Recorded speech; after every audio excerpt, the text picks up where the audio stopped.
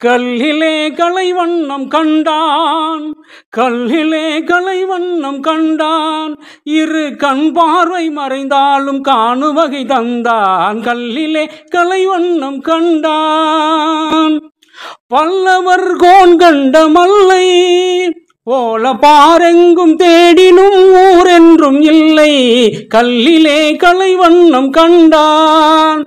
பெண்ணொன்றும் ஆணொன்றும் செய்தான், பெண்ணொன்றும் ஆணொன்றும் செய்தான், அவர் பேச்சையும் மூச்சையும் பார்வையில் வைத்தான். கல்லிலே கலைவண்ணம் கண்டான், கல்லிலே கலைவண்ணம் கண்டான். கண்ணான இடம் தேடி வந்தோம், கண்ணான இடம் தேடி வந்தோம், என் கண்ணோடு கண்ணே உன் கண் வைத்து பாராய். கல்லிலே கலைவண்ணம் கண்டான். அனைவருக்கும் உயராய்வு வேலலை வரிசையின் அன்பு வணக்கம். வெள்ளி பனிமலையின் மீது உலாவுவோம், அது மேலே கடல் முழுதும் கப்பல் விடுவோம், பள்ளி தளமனைத்தும் கோயில் செய்வோம், எங்கள் பாரத தேசம் என்று தோள் கொட்டுவோம். ஆயுதம் செய்வோம், நல்ல காகிதம் செய்வோம், ஆலைகள் வைப்போம், கல்வி சாலைகள் வைப்போம், ஓய்தல் செய்யோம், தலை சாய்தல் செய்யோம். இன்று நம்முடைய அரங்கம் தமிழர் பொறியியல் அரங்கம். பல்லாயிரம் ஆண்டுகளுக்கு முன்பே நம் முன்னோர்கள் பொறியியல் துறையில் சிறந்து விளங்கியதை உணர்த்துவதே இவ்வரங்கத்தின் நோக்கமாகும். இவ்வரங்கத்தில் தமிழர் பொறியியல் என்ற தலைப்பில் நமக்கான உரை நிகழ்த்துபவர் தஞ்சை தமிழ் பல்கலைக்கழகம் அறிவியல் தமிழ் மற்றும் தமிழ் வளர்ச்சித்துறையின் இணை பேராசிரியர் முனைவர் இரா இந்து அவர்கள். 30 ஆண்டு கால பணி அனுபவம் பெற்றவர். இவர் நல்ல ஆய்வு அனுபவம் உள்ளவர். பெருமைமிக்க பேராசிரியர் இரா இந்து அவர்களுக்கு என் நன்றி கலந்த வணக்கத்தை தெரிவித்துக் கொள்கின்றேன். ஆன்றோர்கள், சான்றோர்கள், பயனர்கள் அனைவருக்கும் என் அன்பு வணக்கம்.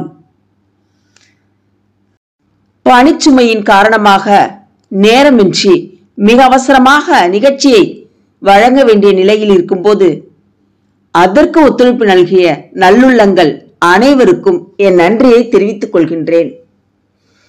வாருங்கள் உலக தமிழ் மாணவர்களே, தமிழர்களின் மேலோங்கிய அறிவை அறிவோம், அவர்களின் பொறியியல் திறமையை போற்றுவோம், உலகலாம் கொண்டு செல்வோம். நாம் அனைவரும் தமிழால் இணைவோம்.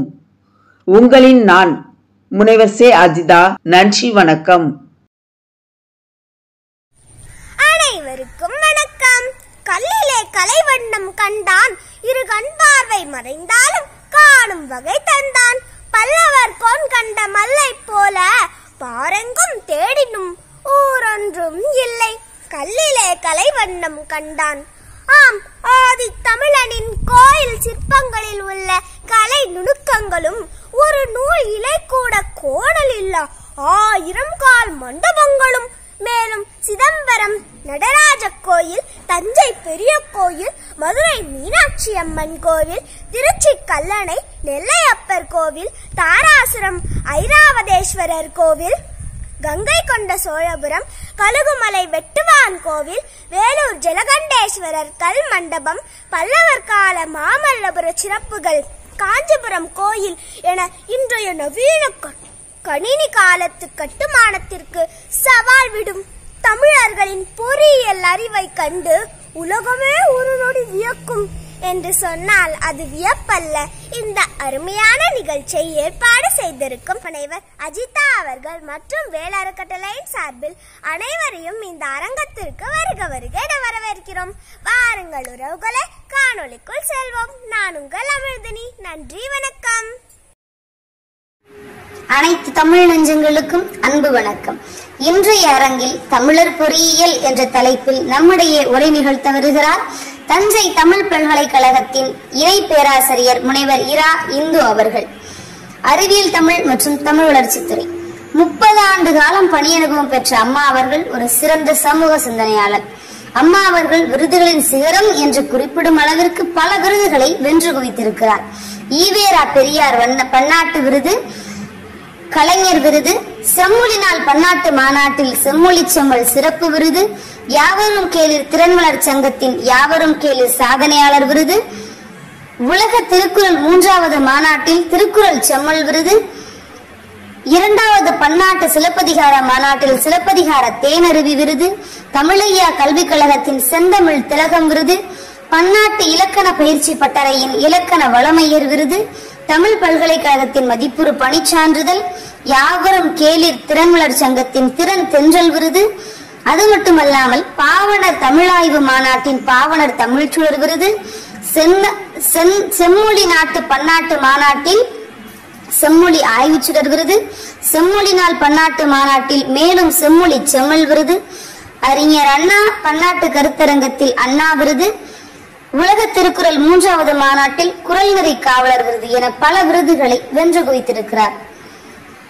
அம்மா அவர்கள் நம்முடைய நிகழ்த்தும் உரையினை கேட்டு மகிழ்வோம். வாருங்கள் நண்பர்களே, காணொளிக்குள் செல்வோம்.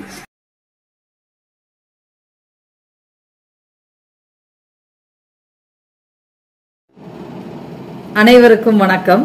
உயராய்வு மற்றும் வேல் என்ற உயராய்வு யூடியூப் காணொலி நிகழ்ச்சியின் தலைவர் பேராசிரியர் அஜிதா அம்மையாருக்கு முதற்கண் என் நன்றி கலந்த வணக்கத்தை தெரிவித்துக் கொள்கிறேன்.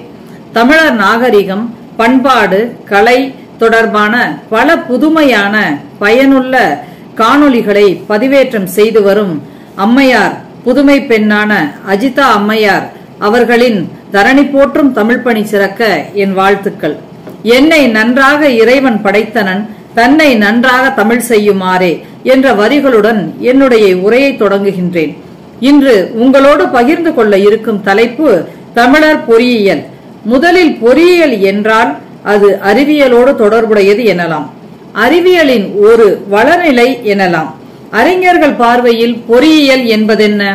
பொறியியல் அறிவியல் அறிவு, சயின்டிபிக் நாலேஜ், கணக்கு கணிதம் மேத்தமேட்டிக்ஸ், அறிவு கூர்மை அல்லது திறமை இன்ஜினிட்டி ஆகியவற்றுடன் தொடர்புடைய தொழில்நுட்பம் ஆகும். பொறியியலுக்கு நிகரான சமானமான ஆங்கில சொல் இன்ஜினியரிங். இது கிபி 1250 வழக்கில் இருந்த இன்ஜினியம் என்ற லத்தீன் மொழி சொல்லில் இருந்து பெறப்பட்ட சொல்லாகும். இன்ஜின் என்பதற்கு பொறி என்ற அடிப்படையில், இன்ஜினியரிங் என்பதற்கு பொறியியல் என்ற சொல் வழங்கப்படுகிறது.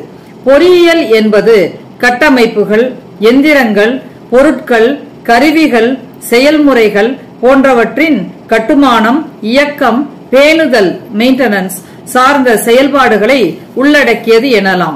பொறியியல் என்பது அறிவியல், கணிதவியல் இத்துறைகள் சார்ந்த கோட்பாடுகளை திறமுடன் பயன்படுத்தி தக்க, அதாவது சரியான முறையில் இயற்கை வளங்களை மனித பயன்பாட்டிற்காக மாற்றும் தொழிற்கலை ஆகும். பொறியாளர், பொறியியல் செயல் பண்றவங்க பொறியாளர், பொறியியல் வல்லுநர் என்று இரு வகையிலும் கூறுவாங்க. அவர்கள் என்ன செயல்வாங்கன்னு பார்த்தா, அறிவியல் அறிவு சயின்டிபிக் நாலேஜ், கணிதம் மேத்தமெட்டிக்ஸ், திறமை இன்ஜினிட்டி ஆகியவற்றுடன் தொடர்புடைய தொழில்நுட்பம், சமூகம், வணிகம் சம்பந்தமான பிரச்சனைகளுக்கு தீர்வுகளை கண்டறிந்து முன்னேற்றுவர் எனலாம். அறிவியலுக்கும் பொறியியலுக்கும் நெருங்கிய தொடர்புண்டு.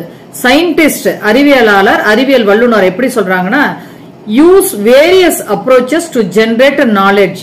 சயின்டிஸ்ட். இன்ஜினியர்ஸ் பொறியியல் வல்லுநர் என்ன செய்யறாங்கன்னா, use scientific knowledge to create a technology. ஒரு தொழில்நுட்பத்தை உருவாக்குறதுக்கு அறிவியல் வல்லுநர்கள், விஞ்ஞானிகள் கண்டுபிடிப்பை பயன்படுத்தி ஒரு தொழில்நுட்பத்தை உருவாக்குறாங்க இன்ஜினியர்ஸ், பொறியியல் வல்லுநர்கள். எடுத்துக்காட்டுக்கு வைராலஜிஸ்ட், தொற்று நோய் தொடர்புடைய படிப்பு சம்பந்தமான ஆய்வு செய்யறவங்க. கிருமிகளின் பரவல், அதாவது தொற்று பாதிப்பு பற்றி ஆய்வு செய்வர்னு சுருக்கமா சொல்லலாம். பயோமெடிக்கல் இன்ஜினியர் அவங்க என்ன செய்யறாங்கன்னா, வைராலஜிஸ்ட் இவர்களுடைய ஆய்வு முடிவுகளை பெற்றுக்கொண்டு எடுத்துக்கொண்டு, அதாவது இதன் அடிப்படையில் நோய் எதிர்ப்பு மருந்தினை கண்டுபிடிக்கின்றனர். இந்த வகையில அறிவியலுக்கும் பொறியியலுக்கும் நம்ம எளிமையான வேறுபாட்டை புரிந்து கொள்ளலாம். தமிழர் பொறியியல், இந்த பொறியியல் அப்படியே தமிழர் தம் வாழ்நாளில் எப்படி கடைபிடித்தாங்க, பொறியியல் அடிப்படைகளை என்னென்ன சிந்திச்சாங்க, என்னென்ன உருவாக்குனாங்கன்னு பார்க்கணும்னா, தமிழர் பொறியியல்ங்கிற தலைப்புல இலக்கியங்கள், கட்டுமானங்கள், கல்வெட்டுகள் போன்றவற்றிலிருந்து தெரிந்து கொள்ளலாம். இவர்கள் இலக்கியங்களை எடுத்துக்கொண்டால் புலவர்கள் தாம் கண்டவற்றை அனுபவித்தவற்றை இலக்கியத்தில் பதிவு செய்துள்ளனர். புலவர்கள் பதிவு செய்த தகவல்களுள் பொறியியலும் ஒன்றாகும். அறிவியலையும் பதிவு செஞ்சிருக்காங்க, பொறியியல் செஞ்சிருக்காங்க, பல்துறை, வானியல், இப்படி எல்லா துறை, அறிவியல் சார்ந்த துறைகள்ல பொறியியலும் ஒன்று எனலாம். ஒரு சமூகத்திற்கு இலக்கியமும் தேவை, பொறியியலும் தேவை. இரண்டும் வெவ்வேறு தளங்களில் பயணித்தாலும் ஒன்றை விட்டு ஒன்றை நாம் கூறிவிட முடியாது. இரண்டும் சமூகத்திற்கு தேவையான ஒன்று. அவ்வகையில் தமிழர் பொறியியல் துறையின் தொன்மையையும் தோற்றமையும் பார்க்கணும்னா முதல்ல உலகளாவிய நிலைகளை பார்த்துட்டு அப்புறம் தமிழக நிலைகளை பார்க்க வேண்டியது. பொறியியல் துறையின் அடிப்படை கூறுகள் பல்வேறு நாகரிகங்களில் தொன்று தொட்டே இருந்து வந்துள்ளது. எடுத்துக்காட்டுக்கு சக்கரம், ஆழின்னு சொல்லுவாங்க, வீல், நெம்புகோல், லிவர், கப்பி, புள்ளி போன்ற கருவிகளை அக்கால மக்கள் உருவாக்கி பயன்படுத்தியும் வந்துள்ளனர் உலகளாவிய நிலையில. தமிழக நிலையில பார்த்தா இதற்கு தமிழக அறிவியல் வரலாறு வழி பார்க்க வேண்டும். தமிழக அறிவியல் வரலாறு என்ற தலைப்பில் தஞ்சை தமிழ் பல்கலைக்கழக மறைந்த ஓய்வு பெற்ற பேராசிரியர் ராமசுந்தரம் ஐயா அவர்கள் ஒரு ஆய்வு திட்டத்தினை மேற்கொண்டு அதை நூல் வடிவிலும் வெளிக்கொண்டுள்ளார்கள். அதிலிருந்து தமிழக அறிவியல் வரலாற்று செய்திகள் மட்டுமின்றி தமிழக பொறியியல் வரலாற்று செய்திகளையும் நாம் அறிந்து கொள்ளலாம். பழந்தமிழர் பொறியியல் பற்றி பார்த்தோமேயானால் அவர்கள் கல்வி கற்காத காலத்தில் பொறியியல் பிஇ படிப்புன்னு தனியா போகல, படித்திருக்க பயின்றிருக்கும் வாய்ப்பு இல்ல. பின் எப்படி சாத்தியமாயிருக்கும் பார்த்தா இதற்கு உலகளாவிய நிலையில் தலை சிறந்த பேராசிரியர்கள் ஐயா அவர்கள் எழுதிய நூல்ல இருந்து தெரிஞ்சுக்கலாம். நான் சொன்னேன், அவர் 2 கண்ணோட்டத்தோட பார்த்திருக்காரு. என்னன்னா, புலவர்கள் அறிந்தது, பயன்படுத்தியது, பயன் பெற்றது அன்றைய சமுதாய வளர்ச்சிக்கு வித்திட்டவை. இவரெல்லாம் இந்த கோணத்துல பார்க்கணும். அவங்க அறிஞ்சது அன்றாட வாழ்க்கையில பயன்படுத்தி சமூகத்துக்கு பயன்படுத்து. இன்னொரு நோக்கில என்னன்னா, பிறரிடம் இருந்து பெற்று தான் உருவாக்கல, தான் கண்டுபிடிக்கல, ஆனா பிறர் கண்டுபிடிச்சதை வச்சு பயன்படுத்திக்கிட்டு அடுத்த வளர்ச்சி நிலைக்கு போனது. பிறரிடமிருந்து பெற்றது, வளர்த்தது, சமகால சமுதாய வளர்ச்சிக்கு பயன்படுத்தி பலன் பெற்றது. இந்த 2 கோணத்திலையும் பார்க்கணும்னு பேராசிரியர் அவர்கள் கூறியிருக்காங்க. தமிழர் பொறியியல் தொடர்பான தரவுகள்னா ஒரு ஆய்வேட்டுக்கு எந்த அடிப்படை கருத்துக்களை வச்சு நம்ம ஆய்வேட்டை எழுதுறோமோ அது மாதிரி ஒரு வரலாறு, தமிழர் பொறியியல் வரலாறு தொடர்பானவற்றை தரவுகள் நாம் எங்கிருந்து எடுக்கலாம் என்று பார்த்தால் தமிழ் இலக்கியங்கள், முன்னமே கூறியது போல கல்வெட்டுகள், இன்ஸ்கிரிப்ஷன்ஸ், கட்டமைப்புகள், ஸ்ட்ரக்சர்ஸ், கட்டுமானங்கள், கட்டடங்கள், கோயில் கட்டடங்கள், அந்த பொறியியல் சம்பந்தமான கட்டமைப்புகள், இதுல இருந்து தெரிஞ்சுக்கலாம். மரபு வழி தொழில்கள், எடுத்துக்காட்டு தச்சு தொழில் போன்ற தொழில்கள் இருந்து நம்ம தெரிஞ்சுக்கலாம் பழந்தமிழர் பொறியியல் பற்றி. இந்த காணொலியில் இலக்கியங்கள், கட்டமைப்புகள் அடிப்படையில பெரும்பாலான தகவல்களை நான் கூற இருக்கிறேன். தமிழர் பொறியியல் இந்த தலைப்பினை பல கோணங்களில் பார்க்கலாம். எடுத்துக்காட்டு 2-3 வகை நான் சொன்னோம். முதல் வகை என்றால் இலக்கியம் வாரியாக. இப்ப சங்க இலக்கியத்தில் 8 தொகை 10 பாட்டு இருக்குன்னா அதுல அகநானூறு, புறநானூறு, தனித்தனி இலக்கியம் இருக்கு. ஒரு இலக்கியத்தை எடுத்துக்கிட்டு எல்லா பொறியியல் செய்தியும் எப்படி வருதுன்னு பாக்குறது, அல்லது ஒரு பொறியியல் சார்ந்த ஒரு சொல்லு எல்லா இலக்கியத்திலும் எப்படி வந்திருக்குன்னு பாக்குறது. இரண்டாவது வகை ஒவ்வொரு பொறியியல் துறையையும் எடுத்துக்கொண்டு அவை எல்லா இலக்கியங்களையும் எப்படி வந்திருக்கு அந்த மாதிரி பாக்குறது. ஒரு இலக்கியத்தை எடுத்துக்கிட்டு எல்லா பொறியியலும், ஒரு பொறியியலை எடுத்துக்கிட்டு எல்லா இலக்கியங்களும் எப்படி வந்திருக்கு, இந்த மாதிரி நோக்களை பார்க்கலாம். அது போக நில வகை வாரியாகவும் பார்க்கலாம் பொறியியல் செய்திகளை.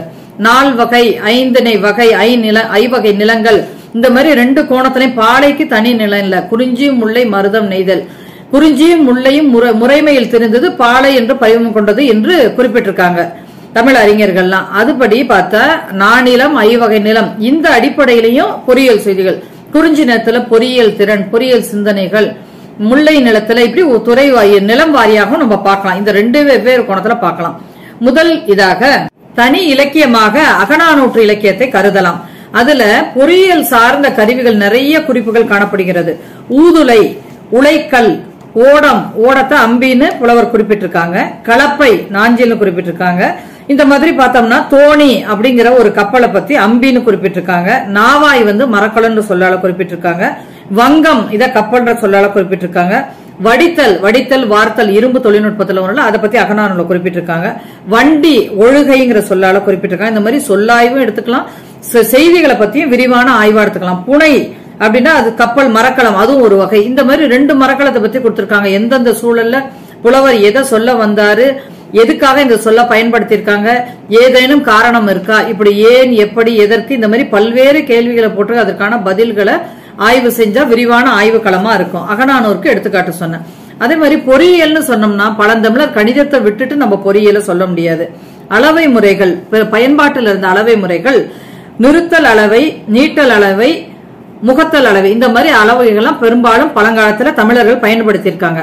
அந்த கால அளவைக்கு இந்த கால அளவைக்கு ஒப்பிட்டு பார்த்தோம்னா நிறுத்தல் அளவை, தங்கம் எடையை எடுத்துக்கிட்டோம்னா குன்றிமணியில அந்த காலத்துல அளந்தாங்க, இந்த காலத்துல கிராம். அரிசி எடை எடுத்துக்கிட்டோம்னா அந்த காலத்துல படி, இந்த காலத்துல கிலோ.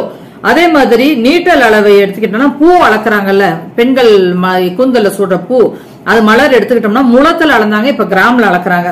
அதே மாதிரி புடவை கஜத்துல அளந்தாங்க, இப்ப இந்த காலத்துல மீட்டர்ல அளக்குறாங்க. முகத்தல் அளவைன்னு பார்த்தோம்னா பால் அளவை, சேர் கணக்கு, இவ்வளவு சேர் பால் கொடுங்க, அது மாதிரிதான் கேட்போம், வணிகம் செய்வாங்க. இந்த காலத்துல லிட்டர் கணக்குல. இதெல்லாம் முக்கியமா குறிப்பிடணும். இந்த கால அளவைகளுக்கு அந்த கால அளவைகள் அடிப்படைகளாக இருந்தன என்று இலக்கியங்கள் சான்று பகர்கின்றன. மேலும் மிகச்சிறிய எண்களையும் புலவர் பயன்படுத்தியிருக்காங்க, மிகப்பெரிய எண்களையும் பயன்படுத்தியிருக்காங்க. மிகச்சிறிய எண்ணுக்கு முந்துரிங்கிற அளவைய சொல்லலாம், மிகப்பெரிய எண்ணுக்கு சங்கம் என்ற அளவையை சொல்லலாம். இதெல்லாம் வெவ்வேறு இலக்கியத்துல குறிப்புகள் காணப்படுகிறது. அதுபோல தமிழ் இலக்கியங்கள் வட்டம், முக்கோணம் இவற்றை பார்க்க, இவற்றை கண்டுபிடிக்க, அத கணக்கீடு செய்ய பாடல் வழியில பொருள் கூறியிருக்காங்க. எப்படின்னா இப்ப முக்கோணத்தை பத்தி சொல்லணும்னா, முக்கோணத்துக்கு அடிப்பகுதி, மேல் பகுதி, செங்குத்து பகுதி, சரிவு பகுதி, 3 பகுதி இருக்கும். அத ஒரு தனிப்பாடல் திரட்டு என்ன சொல்லுதுன்னா, ஓடிய நீலந்தன்னை ஓரட்டு கூறாக்கி கூற்றிலே ஒன்று நீக்கி தள்ளி மைனஸ் பண்ணி குண்டத்தில் பாதி சேர்த்தால் என்ற பாடல் ஏதோ முக்கோணத்துக்கு அந்த ஹைபாட்டினஸ் சொல்லுவாங்க, சரிவு பகுதியை கண்டுபிடிக்க ஒரு சூத்திரத்தை சொல்லுது. இது பழங்காலத்துல மரபு வழியா பயன்பாட்டில் இருந்தது என்பது குறிப்பிடத்தக்கது. அடுத்தது எந்திர பொறியியல். குறிப்பிட்ட பொறியியலை வச்சு எல்லா இலக்கியத்திலும் எப்படி வருதுன்னு பொறியியல் செய்திகளும் தொகுக்கலாம்னு சொன்னேன். எந்திர பொறியியல்னா மெக்கானிக்கல் இன்ஜினியரிங், அதை பத்தின செய்திகள் பார்க்கணும்னா, பொறியியல் துறைகளுள் எந்திர பொறியியல் துறையே முதலில் தோன்றியது. ரயில், கப்பல், இதுக்கு கலைக்கொழிஞ்சம் என்ன வரையறை கூறுது, டெபினிஷன் சொல்லுதுன்னா, ரயில், கப்பல் போன்ற போக்குவரத்து சாதனங்கள், ஆலைகள், நீராவி எந்திரங்கள், கடைசல் பிடிக்கும் பொறிகள், தானியங்கும் எந்திரங்கள் போன்ற பல வகை எந்திரங்களின் அமைப்பு, அவை வேலை செய்யும் விதம், அவற்றை பற்றிய கொள்கைகள் ஆகிய இவற்றை பற்றி கூறும் பொறியியல் கிளை எந்திர பொறியியல், மெக்கானிக்கல் இன்ஜினியரிங் சொல்றாங்க. இத மெக்கானிக்கல் இன்ஜினியரிங் எப்படி வகைப்படுத்தலாம்னா, கருவிகள், பெரும்பாலும் கருவிகளோட பத்தி பதிவுகள் இலக்கியங்கள் காணப்படுகின்றன. அந்த கருவிகள், டிவைசஸ், அப்ளையன்சஸ், இன்ஸ்ட்ருமெண்ட்ஸ், இப்படி எப்படி வேணாலும் சொல்லிக்கலாம். சின்னதுல இருந்து பெருசு வரைக்கும் அதை எப்படி வகைப்படுத்தலாம்னா 2-3 வகைப்பாட்டுல கொண்டு வரலாம். அதாவது வகைப்படுத்தினா ஏதேனும் ஒரு அடிப்படையை வச்சுக்கிட்டு தான் நம்ம வகைப்படுத்தணும். கருவிகள் செய்யப்பட்ட பொருட்கள் அடிப்படைன்னு பார்த்தா, மரக்கருவி எடுத்துக்காட்டு கலப்பை, இரும்பு கருவி எடுத்துக்காட்டு வேல், தோர் கருவி எடுத்துக்காட்டு தன்னுமை. இந்த மாதிரி கருவிகள் செய்யப்பட்ட பொருட்கள் அடிப்படையில வகைப்படுத்திக்கலாம். இன்னொரு வகைப்பாடு பயன்பாட்டு அடிப்படையில், இது எந்த நூல்லையும் இல்ல, நானா இந்த வகைப்பாட்டு போட்டுக்கிட்டேன். தொழிற்கருவிகள், சாணைக்கல், சாணம் பிடிக்கிறதுக்கு பயன்படுத்துறது தொழிற்கு. போர் கருவிகள், வேல் எடுத்துக்காட்டு, வேளாண் கருவிகள், ஏர் உழு கருவி, பயிர் பாதுகாப்பு கருவிகள், தட்டை. இது கருவிகள்ல வந்தாலும் பெரும்பாலும் பொறியியல்ல வராது, இருந்தாலும் ஒரு அறிமுகத்துக்காக சொல்றேன். அடுத்தது நீர் இறைப்பு கருவிகள், முகவை, அது வாளி மாதிரி இருக்கிறதுல நீர் இறைப்பு கருவியா பயன்படுத்தி இருக்காங்க. நெல் அளவை கருவிகள், அம்படம். இந்த மாதிரி ஒவ்வொரு பிரிவின் கீழ் இது கருவிகளை நம்ம பிரிச்சு பொருள் கொள்ளலாம், அதை பத்தி விரிவான ஆய்வு செய்யலாம். தோல் கருவிங்கிறது மரத்தால் செய்யப்பட்டு தோல் கொண்டு மூடப்பட்ட கருவிகள். எடுத்துக்காட்டு உடுக்கை. உடுக்கை இருக்காங்க அடிச்சு இந்த இதெல்லாம் பேய் ஓட்டுறதுலாம் இந்த காலத்துல சொன்னாங்களா, அந்த காலத்துல இருந்தது. அது தோல் கருவியில பயன்பாட்டுல இருக்குது. இப்ப எந்திர பொறியியல்ல கொள்ளர்கள், இரும்பு தொழில் சொன்ன, அதுல கொள்ளர்கள் இரும்பு கருவியை பயன்படுத்தி அந்த வேலையை செஞ்சிருக்காங்க. அது மட்டும் இல்லாம அவங்களே சில இரும்பு கருவியை உருவாக்கி இருக்காங்க. கொள்ளர் பயன்படுத்திய கருவியை முதல்ல சொல்ல விரும்புறேன். குறடு, கரியை உலையில் எடுத்து போடுவதற்காகவும், உலையை சூடாக்கப்பட்ட இரும்பை வெளியில் எடுப்பதற்காக, கையில் எடுத்தா சுடும், அது தோல் நம்ம கையை பாதிக்குங்கிறதுனால அது ஒரு இன்ஸ்ட்ருமெண்ட் கருவியை யூஸ் பண்ணி எடுக்கிறாங்க. குறடு அது என்னன்னா கொள்ளர் பயன்படுத்திய ஒரு வகை கருவி குறடு எனப்படுகிறது. இது கம்மியர் குறடும் என்றும் வழங்கப்பட்டது. கொல்லன் குறடை எதுக்கு புலவர் ஒப்பிட்டார்னா, நண்டோட கால்களுக்கு ஒப்பிடுறாரு. புலவர் நண்டோட கால், பின்னாடி படம் காமிக்கிறேன், நண்டோட கால்களுக்கு அந்த குறடை ஒப்பிடுறாரு.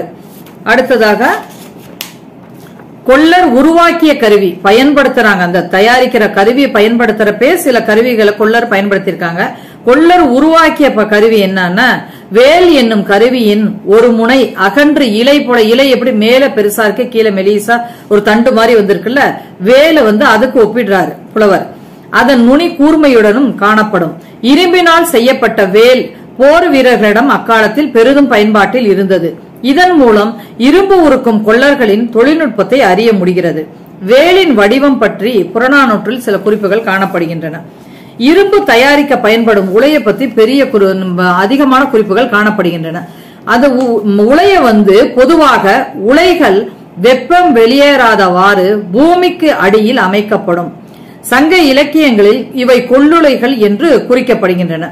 அது மட்டுமின்றி துருத்தியை பத்தி பல குறிப்புகள் காணப்படுகிறது. துருத்திகள்னா பெல்லோஸ். இப்ப சில சொற்களை பன்மையா தான் நம்ம குறிப்பிடுவோம்.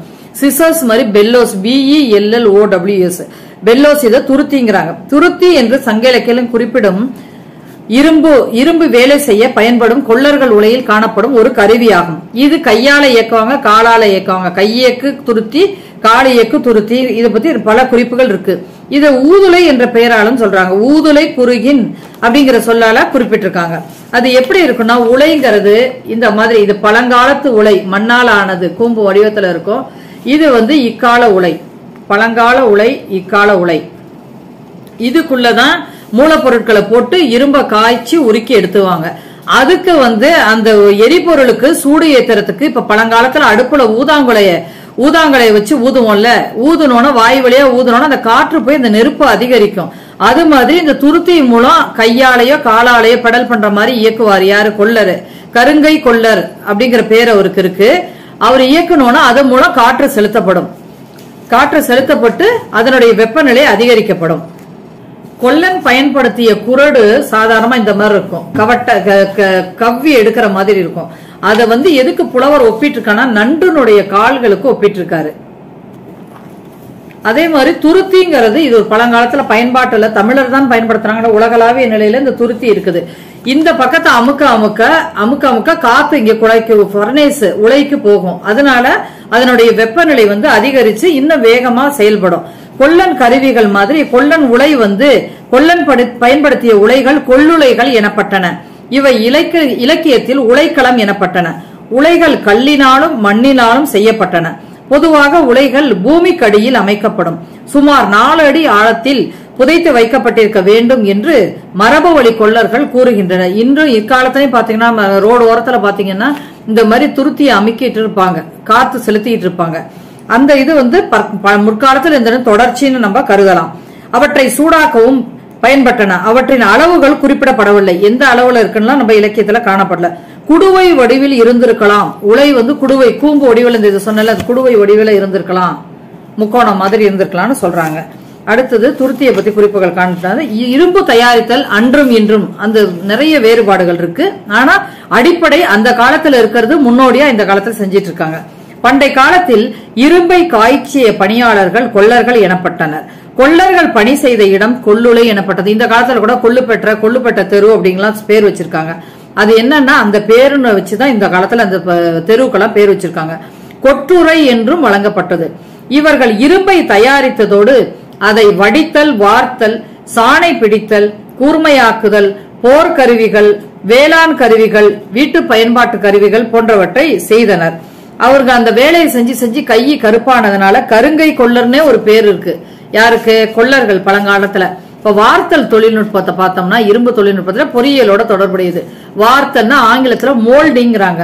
வார்த்தல் என்பது தேவையான உருவத்தில் வார்ப்புகளை அமைத்து, இப்ப சரஸ்வதி விநாயகர் சதுர்த்தி அப்ப கூட பிள்ளையார் சிலையை அப்படியே களிமண்ல செஞ்சு கொண்டு வருவாங்க. ஒரு உருவம் அமைச்சுக்கிட்டு அதுக்குள்ள களிமண் ஊத்தி அப்படியே எடுப்பாங்க. அதே தொழில்நுட்பம் பழங்காலத்துல பாத்தீங்கன்னா பல பொருட்களை செஞ்சிருக்காங்க. வார்த்தல் என்பது தேவையான உருவத்தில் வார்ப்புகளை அமைத்து அதில் இரும்பினை காய்ச்சி ஊற்றி ஆற வைத்து எடுப்பதே ஆகும். இத்தொழில் சங்க இலக்கியம் சங்க காலந்தொட்டே நடைமுறையில் பயன்பாட்டில் இருந்து வந்துள்ளது.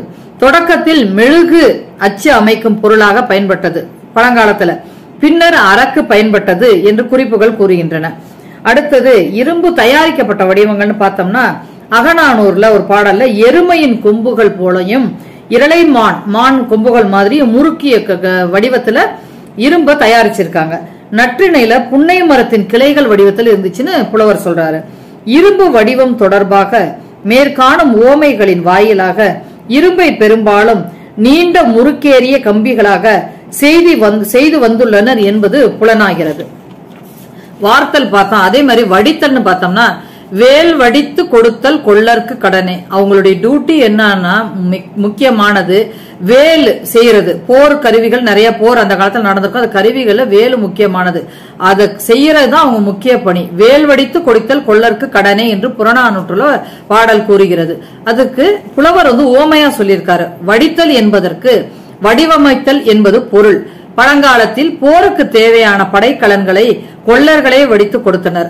அகநானூற்று பாடல் ஒன்றில் மின்மினி பூச்சிகள் மொய்த்துள்ள சிதைந்த வாயை உடைய புற்றினை பெரிய கையை உடைய கரடி கையால் அகழ்ந்து மண்ணை பறித்து பின்னர் அதன் உள்ளே இருக்கும் குறும்பியை தோண்டி தின்னும் பொழுது அப்புற்றின் மீது மொய்த்துள்ள மின்மினி பூச்சிகள் எதுக்கு கம்பேர் பண்றாரு? கொல்லன் உலையில் காய்ச்சப்பட்ட இரும்பினை பட்டடைக்கல்னு ஒரு சமதளமா இருக்கும் ஒரு பட்டடைக்கல், அது மேல இரும்ப வச்சு எந்த வடிவத்துக்கு கொண்டு வருமோ சுத்தி சம்மட்டிம்பாங்க பழங்காலத்துல, அதுல அடிச்சு அந்த தேவையான வடிவத்துக்கு கொண்டு வருவாங்க. அப்ப தீப்பொறி பறந்து வரத பாத்தீங்கன்னா இந்த மலர்கள் மின்மினி பூச்சிக்கு ஒப்பிட்டு சொல்லியிருக்காங்க.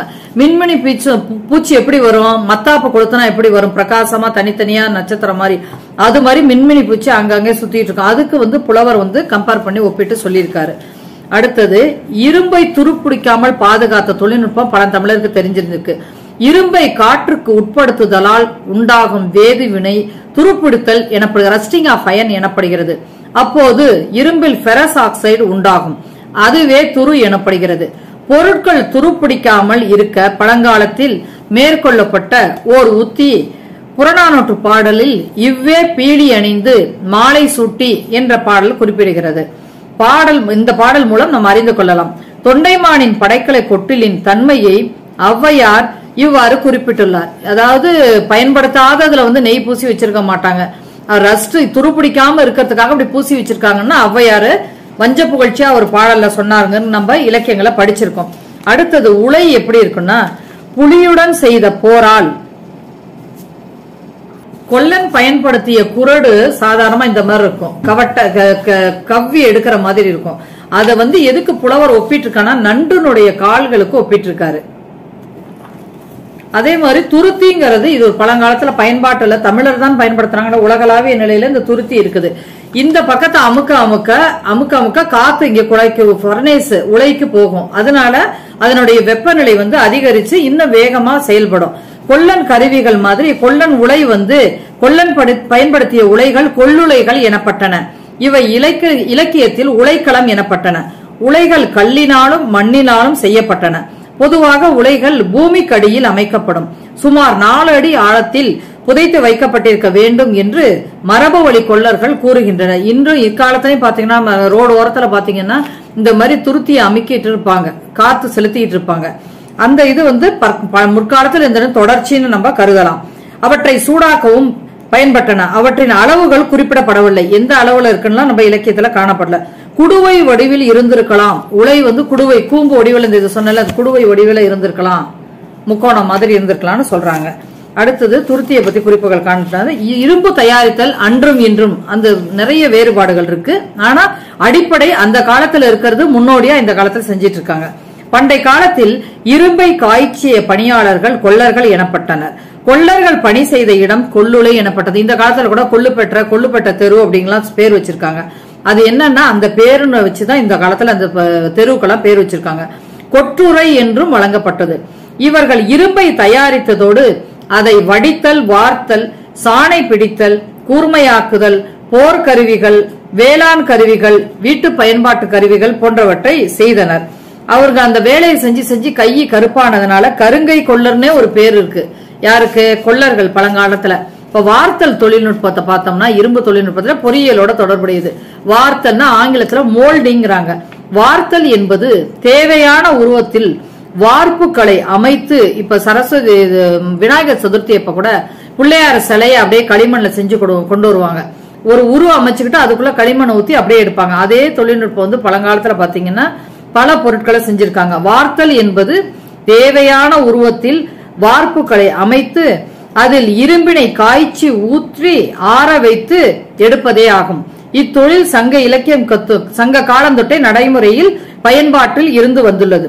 தொடக்கத்தில் மெழுகு அச்சு அமைக்கும் பொருளாக பயன்பட்டது பழங்காலத்துல, பின்னர் அரக்கு பயன்பட்டது என்று குறிப்புகள் கூறுகின்றன. அடுத்தது இரும்பு தயாரிக்கப்பட்ட வடிவங்கள்னு பார்த்தோம்னா, அகநானூர்ல ஒரு பாடல்ல எருமையின் கொம்புகள் போலையும் இரளை மான் கொம்புகள் மாதிரி முறுக்கிய வடிவத்துல இரும்ப தயாரிச்சிருக்காங்க. நற்றிணையில புன்னை மரத்தின் கிளைகள் வடிவத்தில் இருந்துச்சுன்னு புலவர் சொல்றாரு. இரும்பு வடிவம் தொடர்பாக மேற்காணும் ஓமைகளின் வாயிலாக இரும்பை பெரும்பாலும் நீண்ட முறுக்கேறிய கம்பிகளாக செய்து வந்துள்ளனர் என்பது புலனாகிறது. வார்த்தல் பார்த்தோம். அதே மாதிரி வடித்தல்னு பார்த்தோம்னா, வேல் வடித்து கொடுத்தல் கொள்ளற்கு கடனே. அவங்களுடைய டியூட்டி என்னன்னா முக்கியமானது வேல் செய்யறது. போர் கருவிகள் நிறைய போர் அந்த காலத்துல நடந்திருக்கும். அந்த கருவிகள்ல வேலு முக்கியமானது. அதை செய்யறதுதான் அவங்க முக்கிய பணி. வேல் வடித்து கொடுத்தல் கொள்ளற்கு கடனே என்று புறநானூற்றுல பாடல் கூறுகிறது. அதுக்கு புலவர் ஓமையா சொல்லியிருக்காரு. வடித்தல் என்பதற்கு வடிவமைத்தல் என்பது பொருள். பழங்காலத்தில் போருக்கு தேவையான படைக்கலன்களை கொள்ளர்களே வடித்து கொடுத்தனர். அகநானூற்று பாடல் ஒன்றில் மின்மினி பூச்சிகள் மொய்த்துள்ள சிதைந்த வாயை உடைய புற்றினை பெரிய கையை உடைய கரடி கையால் அகழ்ந்து மண்ணை பறித்து பின்னர் அதன் உள்ளே இருக்கும் குறும்பியை தோண்டி தின்னும் பொழுது அப்புற்றின் மீது மொய்த்துள்ள மின்மினி பூச்சிகள் எதுக்கு கம்பேர் பண்றாரு? கொல்லன் உலையில் காய்ச்சப்பட்ட இரும்பினை பட்டடைக்கல்னு ஒரு சமதளமா இருக்கும் ஒரு பட்டடைக்கல், அது மேல இரும்ப வச்சு எந்த வடிவத்துக்கு கொண்டு வருமோ சுத்தி சம்மட்டிம்பாங்க பழங்காலத்துல, அதுல அடிச்சு அந்த தேவையான வடிவத்துக்கு கொண்டு வருவாங்க. அப்ப தீப்பொறி பறந்து வரத பாத்தீங்கன்னா இந்த மலர்கள் மின்மினி பூச்சிக்கு ஒப்பிட்டு சொல்லியிருக்காங்க. மின்மினி பூச்சி எப்படி வரும்? மத்தாப்பு கொளுத்தனா எப்படி வரும்? பிரகாசமா தனித்தனியா நட்சத்திரம் மாதிரி. அது மாதிரி மின்மினி பூச்சி அங்கங்கே சுத்திட்டு இருக்கும். அதுக்கு புலவர் கம்பேர் பண்ணி ஒப்பிட்டு சொல்லியிருக்காரு. அடுத்தது இரும்பை துருப்பிடிக்காமல் பாதுகாத்த தொழில்நுட்பம் பழந்தமிழருக்கு தெரிஞ்சிருக்கு. இரும்பை காற்றுக்கு உட்படுத்துதலால் உண்டாகும் வேதி வினை துருப்பிடித்தல் எனப்படுகிறது. ரஸ்டிங் ஆஃப் அயன் எனப்படுகிறது. அப்போது இரும்பில் ஃபெரஸ் ஆக்சைடு உண்டாகும்.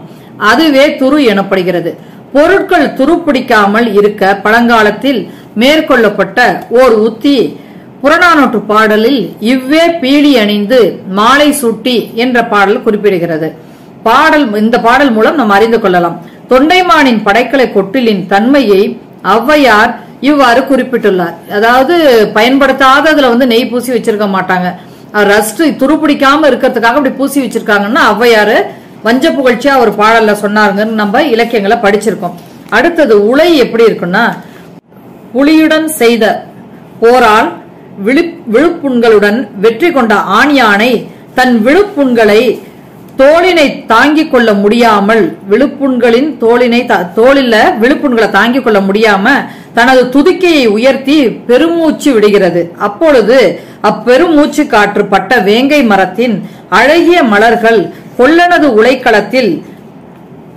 உலைக்களத்தில் கால்களால் இயக்கப்பட்ட துருத்தியால் ஊதப்பட்ட உலை தீயினின்று சிதறும் தீப்பொறி போல் இருக்கிறது என்று புலவர் கூறுகிறார். மலர்கள் வந்தது யானை ஊதுனதுனால உழுக்கினதுனால வந்த மலர்கள் அது சிதறது எப்படின்னா இந்த தீப்பொறிக்கு கொல்லன் உலையில காண்ற தீப்பொறிக்கு ஒப்பிட்டு புலவர் கூறியிருக்கிறாரு.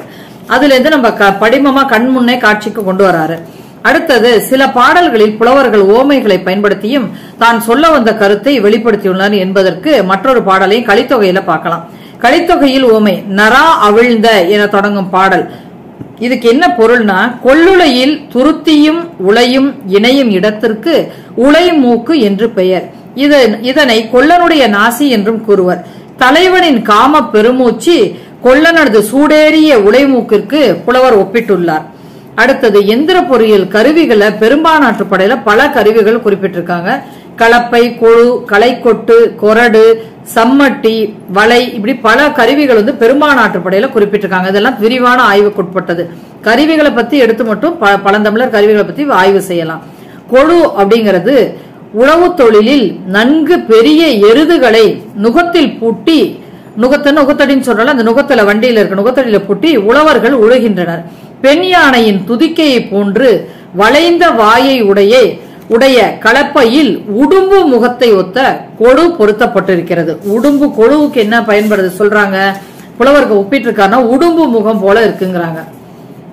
இது உடும்பு முகம், இது கொழு, நங்கூரம் இதுவும் சொல்லலாம். கொழு உடும்பு முகம் ரெண்டுடைய இதையும் பார்த்துக்கலாம் நம்ம. அடுத்தது அரிவாள். வளைந்த அரிவாளால் இறைச்சி, காய்கறிகள் முதலியவற்றை நாள்தோறும் மிகுதியாக அரிதலாலே அரிவாள் பிடித்த இடத்தில் பழந்தமிழருக்கு வடுக்கள் இருந்ததா. காய்ச்சி பிடிச்சுன்னு சொல்லுவோம். நம்ம சைக்கிள் அதிகமா ஓட்டினா கூட கையை காய்ச்சி போயிடும். மண்வெட்டி அதிகமா பிடிச்சவங்களுக்கு கையை காய்ச்சி போயிடுவாங்க. அது மாதிரி அரிவாளை பயன்படுத்தினதுனால கையை காய்ச்சி போனது சில குறிப்புகள் இருக்கு. வலிய கைகளை உடைய அடிசிர் தொழில் வல்லோன் ஆக்கிய பல்வகை இறைச்சி. இது எப்படி பொறியியல்ல வரும்னா, அரிவாள் அந்த காலத்திலே செஞ்சிருக்காங்க. நம்ம நேரடியா சிலது பொருள் கொள்ள முடியாது. அவங்க சொன்னதுல இருந்து மறைமுகமா உய்த்துணர்ந்து சில பொருள்களை கொண்டோம்னா பொறியியல் செய்திகளும் வரும். தொடக்க கால பொறியியல் செய்தி இந்த கால பொறியியல் செய்தி மாதிரி நேரடியாவும் இருக்காது. அதனுடைய ஆரம்பிச்சதனுடைய வளர்ச்சி நிலை இந்த காலம் இருக்கலாம். அந்த மாதிரி நம்ம பொருள் கொள்ள வேண்டும். பெரும்பானாற்று படையில் குறிப்பிடப்பட்டுள்ள கொடுவாள் போர்க்கருவியாக இருந்து இருக்க வாய்ப்பில்லை. அடிசில்ங்கிற சொல்லுவதனால கிச்சன் சமையல் அறையில பயன்படுத்தி இருக்கதாக இந்த அரிவாள் பற்றி குறிப்பு காணப்படுகிறது. அடுத்தது கரும்பு பிழி எந்திரம். சங்க காலத்தில் எக்காலான கரும்பு எந்திரங்கள் பயன்பாட்டில் இருந்தன. சாறு பிழிந்த போது எந்திரங்கள் எழுப்பிய ஒளி யானை பிளிறுவது போல இருந்தது என்று குறிப்பு காணப்படுகிறது. இடைவிடாமல் எந்திரம் சாறு பிழிதல், அதனால் ஏற்படும் ஒளி, கரும்பு சாறு கட்டியாக காய்ச்சப்படுதலையும் ஆலைகளில் கரும்பு சாறு வழங்கப்பட்டதையும் பற்றி பெரும்பாலாற்றப்படையில் குறிப்புகள் காணப்படுகின்றன. அடுத்தது அறம். தொழிற்கருவிகள் நிறைய பொறியியல் தொடர்புடைய குறிப்புகள் காணப்படுகின்றன. அராவி செம்மைப்படுத்தும் இரும்பு கருவியே அறம் எனப்படும். இக்கருவி இரும்பு பொருள்களை கூர்மை செய்வதற்கும் சங்குகளை அறுத்து வளையல் செய்வதற்கும் பயன்பட்டது என 500 நூற்றில் குறிப்பு காணப்படுகிறது. அறத்தின் அமைப்பு பற்றி சங்க இலக்கியத்தில் சில செய்திகள் இடம்பெற்றுள்ளன. அறத்தின் வாய் முள்களை கொண்ட பிரம்பங்கொடி போல் இருந்தது. அறத்தினுடைய வாய் எப்படி இருந்துச்சுன்னா, அந்த சாவோட இது எப்படி இருந்துச்சுன்னா, முகப்பு முள்களை கொண்ட பிரம்பங்கொடி போல் இருந்ததாக புலவர் கூறுகிறார். அறவாய் அன்ன அம்முள் நெடுங்கொடி என்ற வரிகள் மூலம் இதை தெரிஞ்சு கொள்ளலாம். அடுத்தது பாசன பொறியியல், இரிகேஷன் இன்ஜினியரிங் பற்றி நிறைய குறிப்புகள் இலக்கியத்துல இருக்கு. பண்டை தமிழர் ஆறு, குளம், ஏரி, கால்வாய்களின் நீர் வெளியேற்றுவதற்காக மடை, மதகு, குமிழி, தூம்பு, கலிங்கு போன்ற முறையை கட்டமைத்து பயன்படுத்தினர். நீர் இறைப்பு கருவிகளை பத்தி பல குறிப்புகள் இலக்கியங்கள் இருக்கு. பண்டை காலத்தில் பயிர்களுக்கு தேவையான நீரை ஆற்று நீர் பாசனத்தில் இருந்து பாய்ச்சுவர். ஆற்று நீர் இல்லாத பகுதிகளிலும் ஆற்று நீர் வராத போதும் குளத்தில் இருந்தும் கிணற்றில் இருந்தும் ஏற்றம், கிழார், முகவை போன்ற கருவிகளை கொண்டு பாசனத்திற்கு தேவையான நீரை இறைத்து பாய்ச்சினர். ஏற்றம், ஆற்றில் நீர்வரத்து குறைந்த போது குளத்திலும் கிணற்றிலும் உள்ள நீரை வயலுக்கு பாய்ச்சுவதற்கு இறைப்பு கருவியை கொண்டு நீர் இறைப்பர். இந்நீர்நிலைகளில் நீரை இறைப்பதற்கு ஏற்றம் வைத்து இறைப்பர். இவ்வேற்றத்தில் ஆம்பி என்ற கருவி பொருத்தப்பட்டிருக்கும். ஏற்றத்துல வாலிமர் இருக்கத ஆம்பின்னு சொல்றாங்க. இத பத்தி ஒரு குறிப்பு மதுரை காஞ்சில ஏற்றமோடு வழங்கும் அகல் ஆம்பி என்ற பாடல் குறிப்பிடுகிறது. முகவை, கிணற்றில் இருந்து நீர் இறைப்பதற்கு முகவை என்ற கருவியை பயன்படுத்தினர். இக்கருவியின் கழுத்து பகுதி குறுகி இருக்கும். இதற்கு பத்தல் என்ற பெயரும் உண்டு. கோவலர் கூவல் தோண்டிய என்ற அகநானூற்று வரிகளை இதற்கு எடுத்துக்காட்டா சொல்லலாம். நீர்ப்பாசன கட்டமைப்புகள்ல மடை, மதகு இதெல்லாம் குறிப்பிடும்படியா இருக்கு. மடைன்னு பார்த்தோம்னா மடை திறந்து தாவும் நதி போல்னு ஒரு பாட்டு கூட இருக்கும். அடைச்சி வச்சிருந்ததை திறந்து விடுறது, அதுக்குரிய கருவி உபகரணம். மடை நீர்நிலையின் ஆழமான பகுதியில் இருந்து நீரை வெளியேற்றும் வகையில் சுமார் 1 அடி அகல சுரங்க வாய்க்கால் நீர்நிலை கரையின் கீழே அமைக்கப்பட்டிருக்கும். நீர் இப்படி ஓடிட்டு இருக்கு நிலத்துக்கு மேலன்னா அதுக்கு கீழே அந்த தரைப்பகுதியில ஒரு நீர்நிலை கரையின் கீழே அமைக்கப்பட்டிருக்கும். ஆழமான பகுதியில் நீரை வெளியேற்றும் வகையில் இந்த மடை அமைக்கப்பட்டிருக்கும். இக்கால்வாயின் உட்பகுதி முனையில் கால்வாயின் வாயினை அடைக்கும் வகையில் என்ட்ரன்ஸ் துளைகளுடன் கூடிய ஒரு சதுர பலகை நேரா ஷட்டர் செங்குத்தான நிலையில் பொருத்தப்பட்டிருக்கும். இத்துளைகளின் வழியே நீர் புகுந்து சுரங்க கால்வாய் வழியே வெளியேறும். இதுல என்ன ஒரு முக்கியத்துவம்னா, தேவையானப்ப நீர் பாய்ச்சணும்னா அந்த ஷட்டரை தூக்கிட்டா அந்த நீர் கண்கள் வழியா 3 ஓட்டா இருக்கும், அது வழியா போயிடும் துளைகள் வழியா. தேவையில்லாட்டி அதை மூடிட்டோம்னா நீர் போக்குவரத்து பாசனத்துக்கு தடைப்படுத்திடலாம்.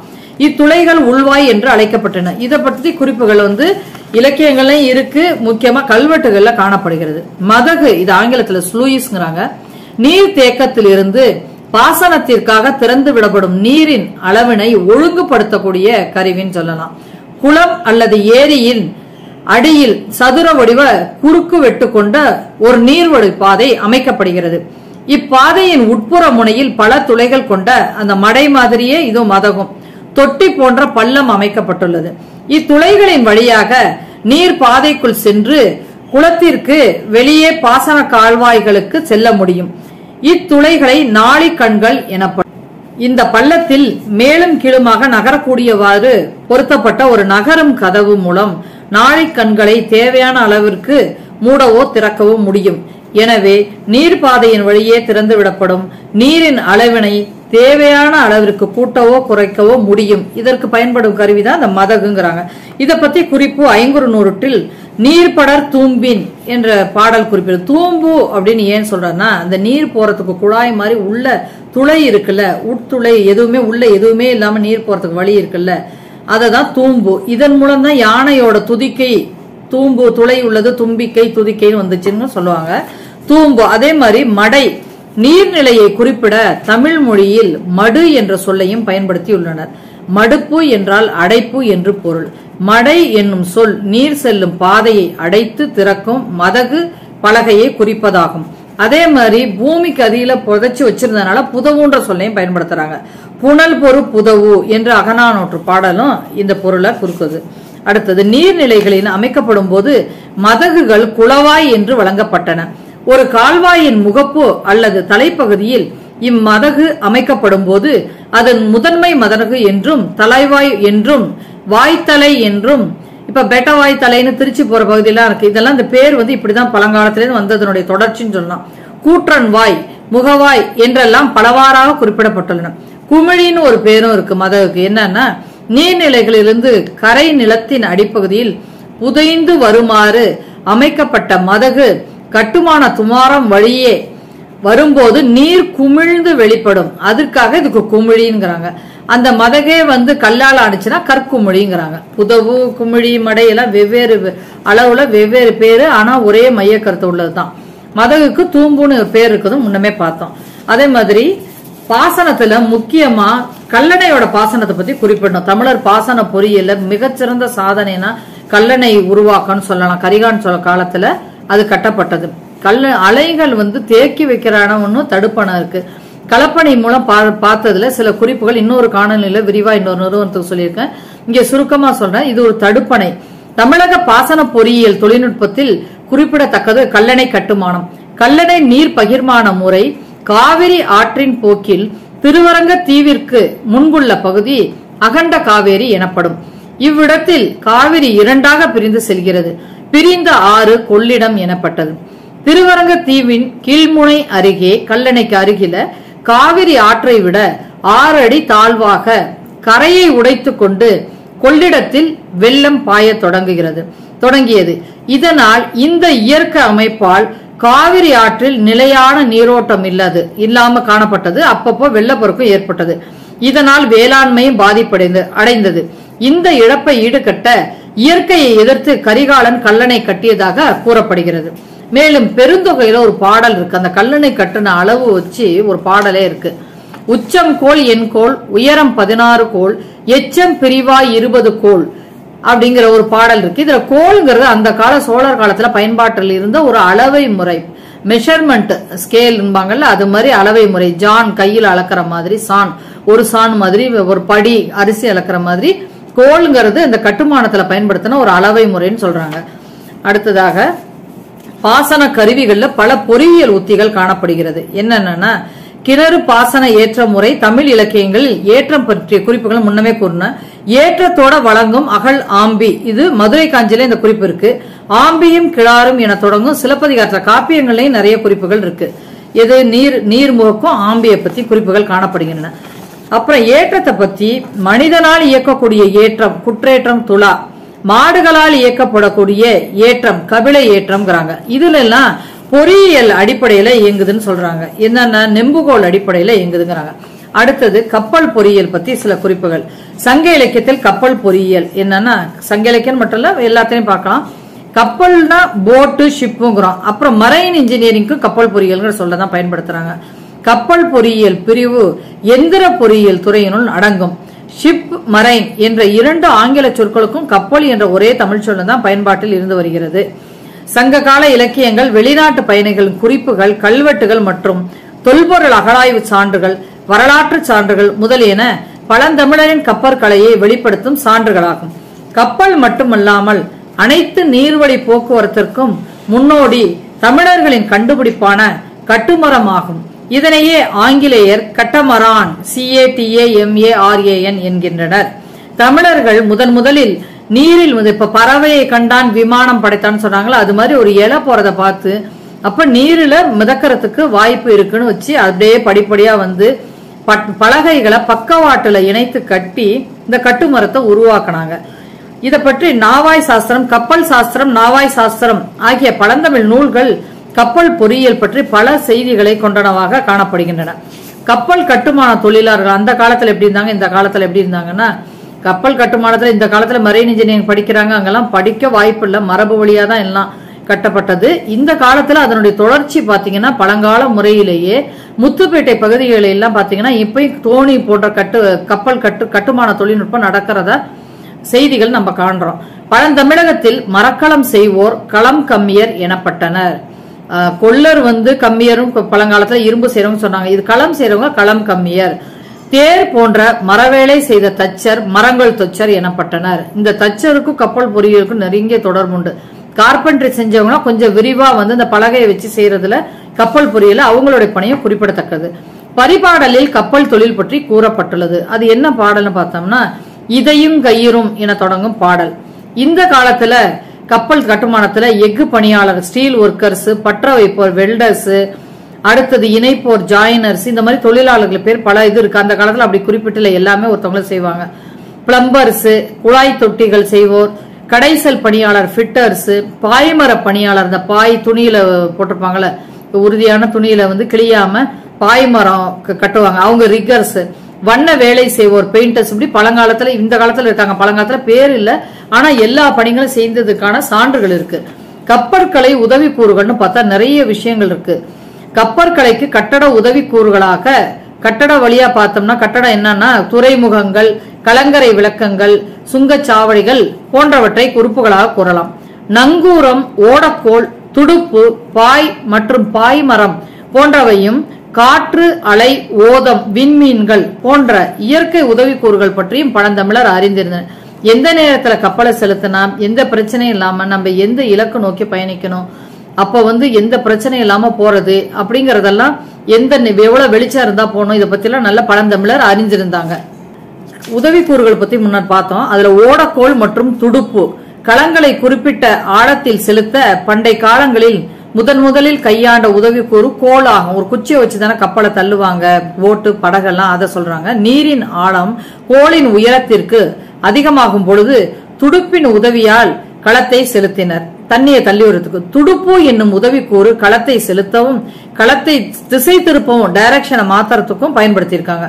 இக்காலத்தில் பங்காயம் என்று அழைக்கப்படும் ஒரு உதவி கூறு களத்தை திசை திருப்புவதற்காகவே பயன்படுது. உதவி கூறுனா பராமீட்டர் அது மாதிரி சொல்றல பொருள் கருவி, அதை சொல்றாங்க. பாய்கள் சங்க இலக்கியங்களில் பாயை கட்டி களங்களை செலுத்தி வந்ததற்கான சான்றுகள் உள்ளன. பாய்க்கு சங்க இலக்கியத்தில் இதை என்ற சொல் பயன்படுத்தப்பட்டுள்ளது. அது இல்லாம பாய் பயன்படுத்தினா அது இழுத்துக்கட்ட கயிறு பயன்படுத்திருக்காங்க. அதெல்லாம் எந்த அளவு எடை உள்ள கயிறு, எந்த காத்த தாங்கும், அதை பத்தி எல்லாம் பழந்தமிழர் அறிஞ்சிருந்தாங்க. அதனுடைய தொடர்ச்சி இந்த காலத்திலையும் காணப்படுகிறது. அடுத்தது முக்கியமா சொல்லணும்னா நங்கூரம். கப்பல் நீரில் மிதந்தவாறே நிறுத்தி வைக்க பயன்படும் ஒரு கருவி நங்கூரம் எனப்படுகிறது. இது முற்காலங்களில் கல்லினால் ஆன ஒரு கருவியாக இருந்தது. கலன்களின் உருவத்திற்கு ஏற்ப நங்கூரத்தின் எடையும் காணப்பட்டது. கல்லை நங்கூரமாக பயன்படுத்தி வந்த மக்கள் பிற்காலங்களில் மரத்தினால் நங்கூரம் செய்து அதில் ஒரு கல்லை கட்டி நீரில் இறக்கி கலன்களை நிறுத்தி வைத்தனர். கலன்கள்னா படகு, கப்பல் எல்லாத்தையும் ஒட்டுமொத்தமா வெசல்ஸ் சொல்றாங்க. இக்காலத்தில் நங்கூரம் இரும்பினால் செய்யப்படுவதும் உண்டு. நீரின் அடியில் மணலில் போய் பிடித்துக் கொள்ளும் விதத்தில் நங்கூரம் அமைக்கப்படும். நங்கூரம் பாய்ச்சி மாதிரி நச்சுன்னு புடின்னு கூட கலோக்கியல அன்றாட வாழ்க்கையில சொல்லுவாங்க. பழந்தமிழர்களும் தங்களின் களத்தை தேவைப்படும் பொழுது நிறுத்துவதற்காக நங்கூரத்தை பயன்படுத்தியுள்ளனர். அதற்கு முனைவர் திரு காலம் சென்ற தஞ்சை தமிழ் பல்கலைக்கழகத்துல பணியாற்றிய பேராசிரியர் முனைவர் திரு நா. அதியமான் அவர்கள் 1996 மரக்காணப்பட்டினத்திற்கு ராமநாதபுரம் மாவட்டத்தில் உள்ள மரக்காணப்பட்டினத்தில் அருகில மேற்கொண்ட கள ஆய்வுல கடல்ல ஆய்வு மேற்கொண்ட ஐயா அவங்க பல கல் நங்கூரங்களை கண்டுபிடித்தாங்க. இவற்றுள் உலகில் இதுவரை கிடைத்துள்ள கல் நங்கூரங்களில் மிகவும் பெரிய கல் நங்கூரம் கிடைத்துள்ளது குறிப்பிடத்தக்கது, நாம் பெருமைப்படக்கூடிய விஷயமாகும். அதுபோல படகு பழந்தமிழர்கள் வணிகத்துக்காக எடுத்துட்டு போறப்ப தாம் பயணம் செய்யறது மட்டும் இல்லாம தாம் கிடைக்கிற பொருள்களை எடுத்து போடுறதுக்கு இன்னொரு படகை எடுத்துட்டு போன வழக்கம் நடைமுறையில் இருந்தது என்பதும் குறிப்பிடத்தக்கது. அடுத்தது பொது பொறியியல், சிவில் இன்ஜினியரிங் பத்தின செய்திகளை பார்ப்போம். பொது பொறியியல், குடிசார் பொறியியல், குடிமை பொறியியல், இப்படி பலவாறு கூறப்படுகிறது. பொது பொறியியல் பத்தி சிவில் இன்ஜினியரிங், கட்டுமான பொறியியலும் அடங்கும். இத்துறையில் பண்டை தமிழரின் தொழில்நுட்பத்தை அறிய கோயில், மண்டபம் போன்ற கட்டுமானங்கள், அணை கட்டுமானங்கள், கிணறு கட்டுமானங்கள் ஆகியவற்றை கூறலாம். இத்துறை திட்டமிடல், பிளானிங், வடிவமைத்தல், டிசைனிங், கட்டுதல், கன்ஸ்ட்ரக்ஷன், பராமரித்தல், மெயின்டெனன்ஸ், கட்டமைப்புகள், கன்ஸ்ட்ரக்ஷன் போன்றவை தொடர்புடையது எனலாம். ஏரிகளின் வடிவமைப்பு தொழில்நுட்பத்தையும் நம்ம குறிப்பிடணும். இங்க சங்க புலவர் கபிலர் அறையும் பொறையும் என்ற பாடல்ல ஏரி கரையின் நீளம் எப்படி இருக்கணும்னு சொல்லியிருக்காரு. ஏரி கரையை வடிவமைக்கிற தொழில்நுட்பத்தை 2 ரெக்குயர்மெண்ட் நம்மளுக்கு தேவை. ஏரி கரையின் நீளம் குறைவா இருக்கணும், அதே நேரத்துல அது அதிக கெப்பாசிட்டி கொள்ளணும். அப்படி இருந்தா எந்த வடிவத்துல இது அமைக்கணும்னு பார்த்தா 8ஆம் நாள் பிறை வடிவில் இருக்கும் போதுதான் இந்த 2 தேவையும் பூர்த்தி செய்யுங்கிறது புலவர் சொல்லியிருக்காங்க. அவர் ஒரு கால்குலேட் பண்ணி படிக்கல எதுவும் செய்யல, ஆனா ஒரு அனுமானத்துல அவர் சொன்னது இந்த காலம் வரைக்கும் சரியா இருக்கு. நீர் பேராற்றல் உடையது, ஓடுறப்ப இன்னும் போர்ஸா போகும், அந்த போர்ஸை தாங்கிக்கிட்டு அதை நிறைய கொள்ளளவு இருக்கணும் அப்படிங்கறதுக்கு 8ஆம் நாள் பிறை வடிவம்ங்கிறது கபிலர் புலவர் சுற்றுகிறார். ஏரியின் கரை கட்டுமான சிறப்பு, எப்படி கட்டுமானம் செஞ்சாங்க அப்படின்னு பார்த்தா மண்கரைகள், உலகத்துல மண்கலைகள், மண் அணைகள் கட்டும்போது பொதுவா பயன்பாட்டில் இருந்த ஒரு முறையை சொல்லிட்டு அப்புறம் தமிழர்கள் எப்படி சிறந்திருக்காங்க சொல்லணும். மண்கரைகள் அல்லது மண் அணைகள் கட்டும் போது பொதுவா நீர்க்கசுவை தடுப்பதற்காக களிமண்ணால் ஆன உட்சுவர் ஒன்றை அமைத்துக் கொள்வர். அதனை மூடியவாறு மண்கரைகள் அமைப்பது வழக்கமா இருந்தது உலக அளவுல. இந்த சுவர்கள் ஊடு சுவர்கள், உள்ள ஒரு சுவரு வெளியே ஒரு சுவரு. உலகெங்கும் இன்றளவும் இந்த தொழில்நுட்பம் பயன்பாட்டில் இருந்தது. ஆனால் தமிழ்நாட்டில் தமிழர்கள் முற்காலத்தில் என்ன செஞ்சாங்கன்னா ஏரிகளில் இது போன்ற ஊடு சுவரே காணலையாம். இப்பகுதியில் கிடைத்த மண்ணை கொண்டு அந்த ஏரிகள் அமைப்பது வியப்பிற்குரியது என்கிறாங்க. அந்தந்த பகுதியில வந்த மண்ணை வச்சு ஏரிகள்ல கரையை அமைச்சிருக்காங்க ஓரத்தை. அது எப்படின்னா அரை மண்ணுங்கிற ஒரு மண்ணை பயன்படுத்திருக்காங்க. அது என்ன கலவைன்னு பார்த்தா மண்ணோடு மண்ணை இருக்கும் சில பொருட்களை அட்மிக்சர்ஸ் சொல்லுவாங்க சேர்த்து, என்னத்தை சேர்த்தாங்கன்னு சொல்ல ஏதோ ஒரு பொருள் சேர்த்திருக்காங்க, அரைத்து அரைமண் உருவாக்கி ஏரி கரைகளை அமைத்தனர். இப்ப பழங்காலத்துல நம்ம குடியிருக்கிற வீடுகள்லாம் கடுக்காய கலந்து முட்டையெல்லாம் கலந்து கட்டினாங்கன்னு கேள்விப்பட்டிருக்கோம். அது மாதிரி இது ஏதோ ஒரு பொருளை கலந்து அரை மண்ணை உருவாக்கி ஏரிக்கு ஓரத்துல கட்டினாங்க. அந்த சுவருக்கு இறுகிய மண்ணாலும் பிற பொருட்களாலும் நீர்க்கசிவு தடுக்கப்பட்டது. அது தமிழருடைய பொறியியல் சாதனைன்னு சொல்லலாம். எடுத்துக்காட்டு வீராணம் ஏரி. இந்த ஏரியில் புதிய மதகு ஒன்றை அமைப்பதற்காக கரையை வெட்டிய போது அது பாறை போல் இறுகி இருந்ததையும் நடுவில் ஊடுசுவர் அல்லது களிமண் இல்லாதும் தெரிய வந்தது. இத பத்தி சார் அர்த்தர் காட்டன்கிற அயல்நாட்டு பொறியியல் வல்லுநர் மிகவும் வியந்து அவருடைய குறிப்புகள் ஆய்வறிக்கையில வெளியிட்டிருக்காரு. அடுத்தது பொது பொறியியல் கட்டுமானத்துல கோயில் கட்டுமானங்களும் பார்க்கணும். கோயில் பழங்காலத்துல அம்பலம், கோட்டம், கோட்டம்பலம் என பலவாறு வழங்கப்பட்டது. அதே மாதிரி கோயில் விட்டத்தை பத்தி சில குறிப்புகள் காணப்படுகின்றது. கட்டடங்களின் கூரையை தாங்கவும் கோயில் கோபுரங்களை தாங்கவும் குறுக்காக அமைக்கப்படும் மரம் விட்டம் என்று வழங்கப்பட்டது. இது தஞ்சை பெரிய கோயில்ல கூட நம்ம பார்க்கலாம். இட்டிகை நெடுஞ்சுவர் விட்டம் வீழ்ந்தென்ன என்ற அகநானூற்றில் விட்டமத்தை பத்தி குறிப்பிட்டிருக்கு. இது ஆங்கிலத்துல ராப்டர், குறுக்கால உறுதிக்காக கொடுக்கப்படுற ஒரு மர சட்டம். அதே மாதிரி தஞ்சை பெரிய கோயிலை பத்தி நிறைய குறிப்புகள் பொறியியல் சாதனைகளை சொல்லலாம். தஞ்சை பெரிய கோயிலின், இது இன்னொரு காலநிலையும் சொல்லியிருக்கனால இங்க சுருக்கமா சொல்றேன். தஞ்சை பெரிய கோயிலின் நீளம் 241.51 மீட்டர், குறுக்களவு 125.218 மீட்டர். அதன் கருவறையின் மீது கட்டப்பட்டுள்ள விமானம் சதுர வடிவமானது. கருவறைங்கிறது முக்கிய மூலவர் வச்சிருக்க ஒரு இது. அதற்கு முன்னாடி உள்ளதெல்லாம் கோபுரம்னு சொல்லுவாங்க. விமானங்கிறது மூலவரை வச்சிருக்க கோபுரம் விமானம்பாங்க. 13 மாடிகளை கொண்டது, 216 அடி உயர முடியாது.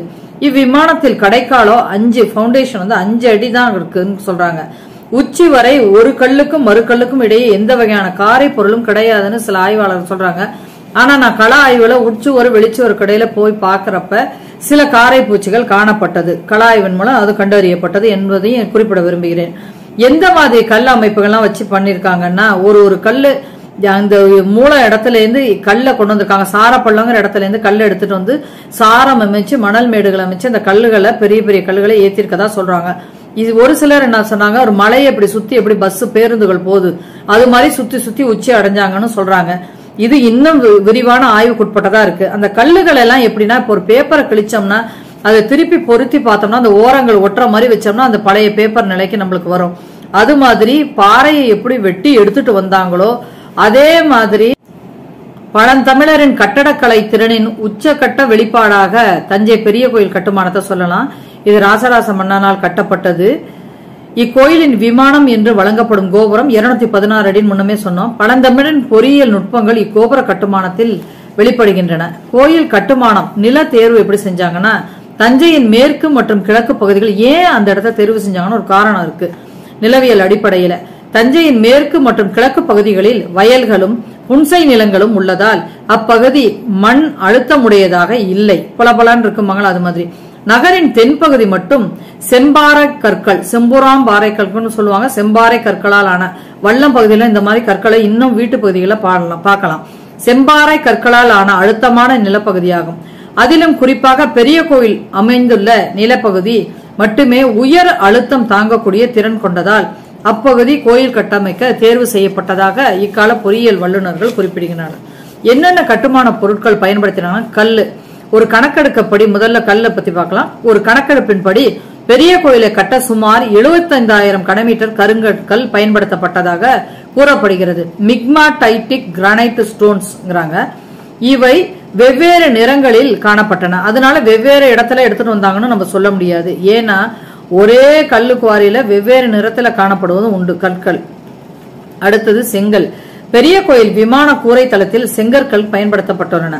மேலும் கோயிலை சுற்றியுள்ள சுவர்களின் மேல் வரிசையாக அமைக்கப்பட்டுள்ள நந்திகளில் சிதைந்த பகுதிகளை நோக்கும் போது செங்கற்கள் பயன்படுத்தப்பட்டு பெரிய கோயிலின் கட்டுமானத்தில் செங்கற்களும் பயன்படுத்தியுள்ளது புலனாகிறது. அடுத்தது மரம். விமானத்தின் உட்சுவர் மற்றும் வெளிச்சுவர் இவற்றுக்கு இடையில் உள்ள முதல் தளத்தில் மர உத்திரம் பயன்படுத்தினது என்பது ராப்டர் அதுக்கு சொன்னது.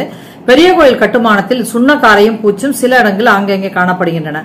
இதை பத்தி விரிவான ஆய்வு குடவாயில் பேராசிரியர் குடவாயில் பாலசுப்ரமணியம் ஐயா செஞ்சிருக்காங்க. அடித்தளமும் நிலைக்கால்களும் பார்த்தா விமானம் ஒரே சுவராக இல்லாமல் உட்சுவர் புறச்சுவர் என 2 சுவர்களுக்கு இடையில் எவ்வித பொருளையும் கொண்டு நிரப்பாததால் உட்கூடா ஹாலோவா இருக்குங்கிறாங்க. இங்க இருந்து பார்த்தா நேரா உள்ள வந்து துளை அப்படியே போகும். உச்சியில வந்து ஒரு காயின் சோழர் கால காசு வச்சிருப்பாங்க. இதெல்லாம் நம்ம கலா ஆய்வுல பார்க்கலாம். 2 சுவரு 2 சுவருக்கு நடுவுல இடைவெளி இருக்கும். இச்சுவர்களுக்கு சேர்த்து மொத்தம் 40 அடி உயர நிலைக்கால்கள் பயன்படுத்தியுள்ளன. அந்த இதுக்கு மட்டும் பவுண்டேஷன் ஆய்வாளர்கள் கூறுகின்றனர்.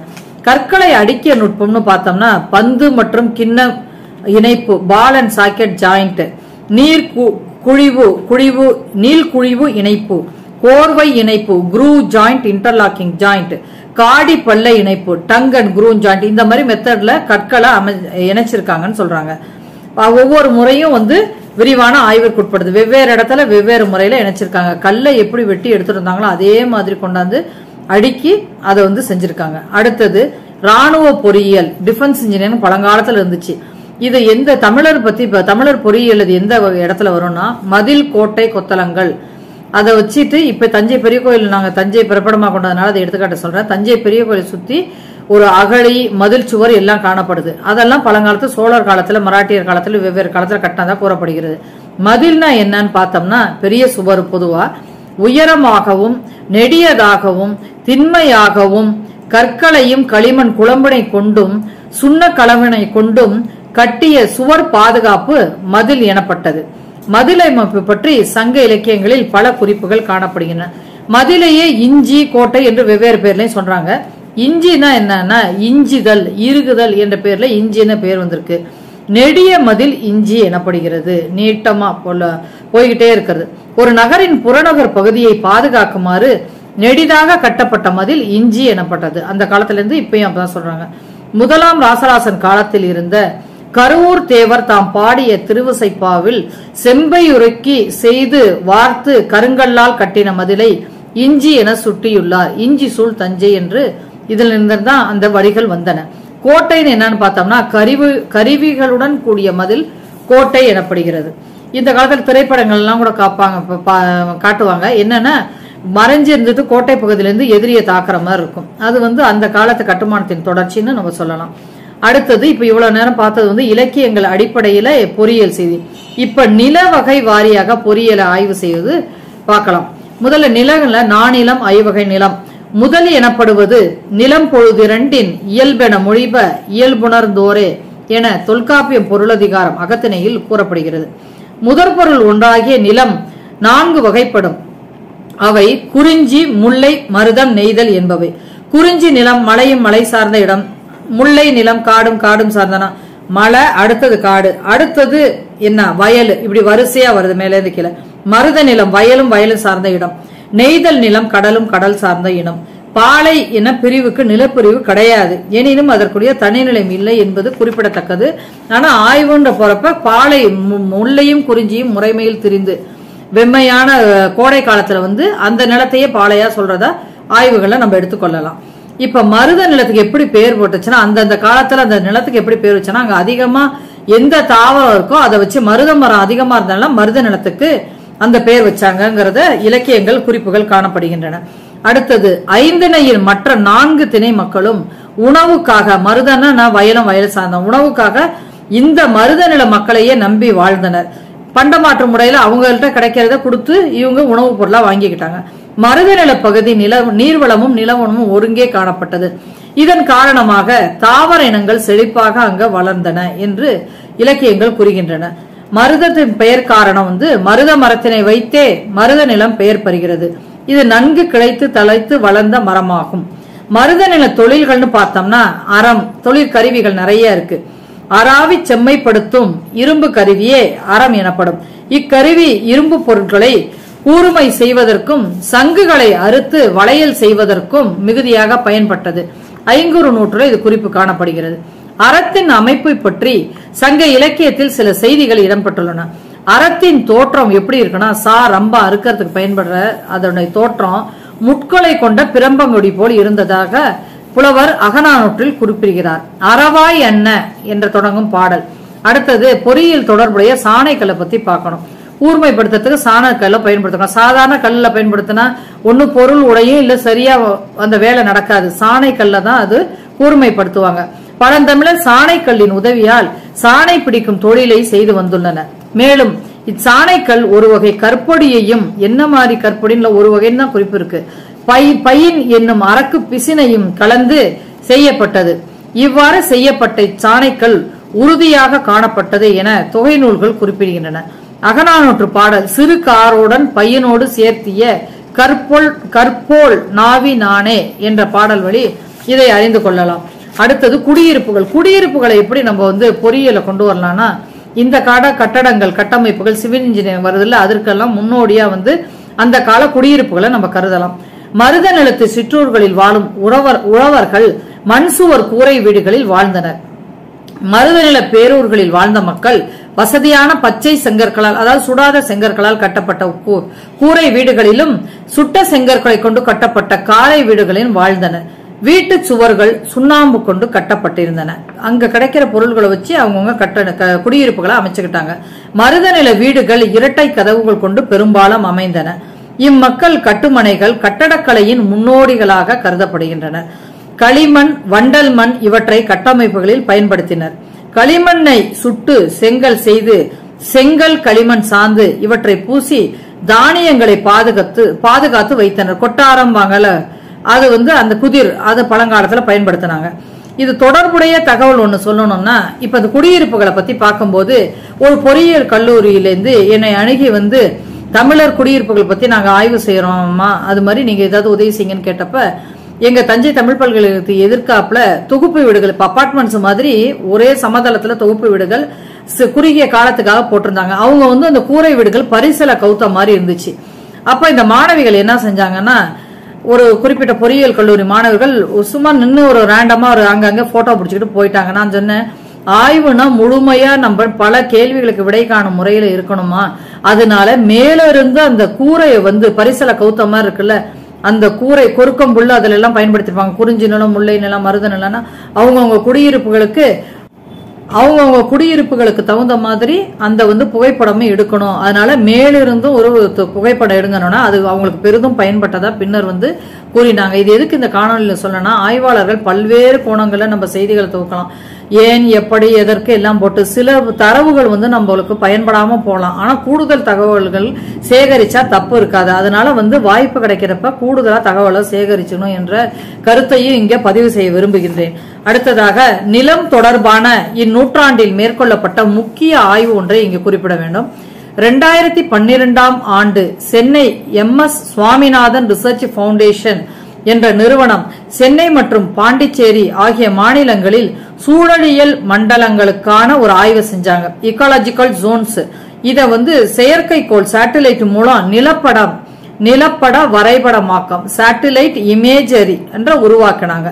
சேட்டலைட் செயற்கைக்கோள்கள் படம் எடுத்து புவியில படம் எடுத்து ஒரு ஆய்வு செஞ்சாங்க.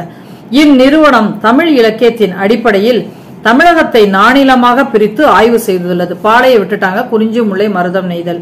ஒவ்வொரு நிலத்தையும் வெவ்வேறு வண்ணங்களால் அந்த புகைப்படம் எடுக்க ஒவ்வொரு வண்ணத்துல போட்டு பார்த்தா இலக்கியங்களில் குறிப்புகள் காணப்பட்டது பெரிதும் பொருந்தி வந்தது. குறிஞ்சி நிலம்னா அது ஒரு வண்ணம் கொடுத்துட்டாங்கன்னா அந்த குறிஞ்சி நிலம் புலவர்கள் சொன்னது அது அப்படியே வருது. குறிச்சின்னு இந்த காலத்துல முடியும். ஊர்களுக்கு போறப்ப பாத்தீங்கன்னா குறிஞ்சி நிலம் குறிச்சின்னு இருக்கும். தஞ்சையை வந்து எப்படி பார்த்தாங்கன்னா மருத நிலம் வண்ணத்துல குறிப்பிட்ட வண்ணத்துல தஞ்சை வந்து மருத நிலத்துல வருது. இது வந்து முக்கியமான ஆய்வாக நிலத்துல பொறியியல் செய்தியில குறிப்பிடணும். அடுத்தது முல்லை. மருதம் பார்த்த மாதிரி முல்லை பெயர் காரணம் முல்லை கொடியை அங்க அதிகமா இருந்த இடத்த முல்லைன்னு பெயர் வச்சுட்டாங்க. முல்லை நிலம் செம்மண் கொண்டது என்று குறிப்பிடுவதை பின்வருமாறு பல பாடல்கள் கூறுகின்றன. முல்லை நில குடியிருப்புகள் என்னன்னா, முல்லை நில பகுதிகளில் உள்ள குடிசைகள் உயரம் குறைவாக, கூரைகள் தாழ்வாகவும் அமைக்கப்பட்டன. குறிஞ்சியில ஒரு மாதிரி, முல்லையில ஒரு மாதிரி. அது வந்து வழிவழியா இப்ப வந்து ஜப்பானீஸ் இகுலு பனி பிரதேசத்துல உள்ள வீடுகள்லாம் குனிஞ்சு போற மாதிரி இருக்கும்னு சொல்லுவாங்க. அது மாதிரி ஒவ்வொரு இடத்துல அவங்க ஒரு மரபா வச்சுக்கிட்டாங்க. இக்குடிசைகளின் கால்கள் குறுகியவையாக இருந்தன. கால்நடை பொருளாதாரத்தை நம்பி வாழ்ந்த கோவலர்களுடைய குடியிருப்புகள் இவ்வாறு அமைக்கப்பட்டிருந்தன. ஆடுகள் எதுக்காக காரணம்னா, ஆடு எவ்வளவு உயரம் இருக்கும் நம்ம தெரியும், ஆவரேஜா சராசரியா.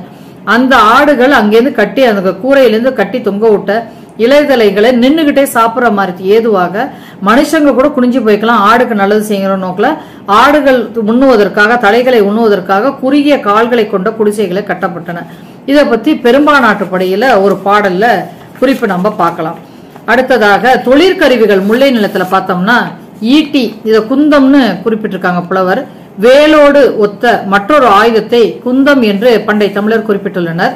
குந்தம் பாசறை அமைக்க பயன்பட்டது. பாசறைனா தற்காலிகமா போர் புரியறதுக்கு தங்கிக்கிற ஒரு இடம் நம்மளுக்கு தெரியும். பயன்பட்டதையும் வையை ஆற்றில் நீராடுவர்கள சிலர் குந்தத்தை கையில் ஏந்திய குறிப்பும் இலக்கியத்தில் சுட்டப்பட்டுள்ளது.